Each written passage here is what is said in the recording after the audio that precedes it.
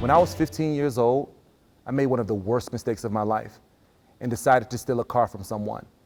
It landed me in front of a judge and listening to him sentence me to 8 years in adult maximum security prisons.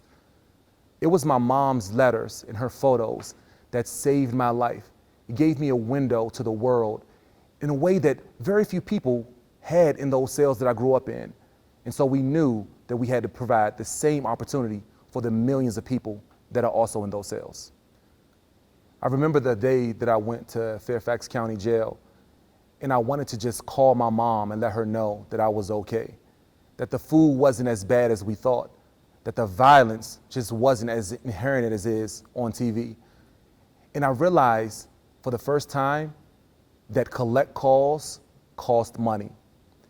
It was those phone calls that forced my mom to tell me that I couldn't call multiple times a day, that I couldn't emote with her, that I couldn't listen to her tell me that she loved me over and over again, because those words would cost her $17.85 every time she said them.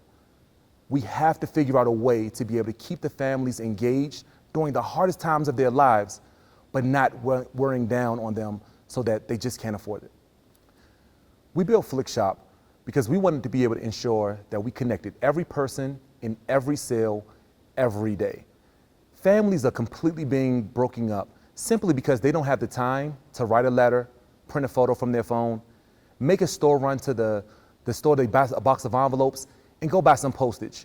We wanted to be able to build a solution that made it affordable for the families, but it also kept the communities together. Sometimes I'm blessed to be able to walk through an airport or speak at a high school, and I will speak to a child with an incarcerated parent that sends photos of her puppy to their mom or their dad. Other times, I'm able to address the country from the White House and talk about the importance of criminal justice reform.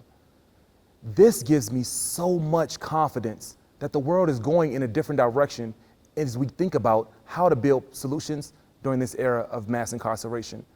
I'm just so grateful to be able to be a small part of these solutions. There are over 600,000 children around the country that suffer from incarceration. They're the invisible victims, and they're not the ones wearing the handcuffs. They're the ones with the mother, the dad, that's sitting in those cells.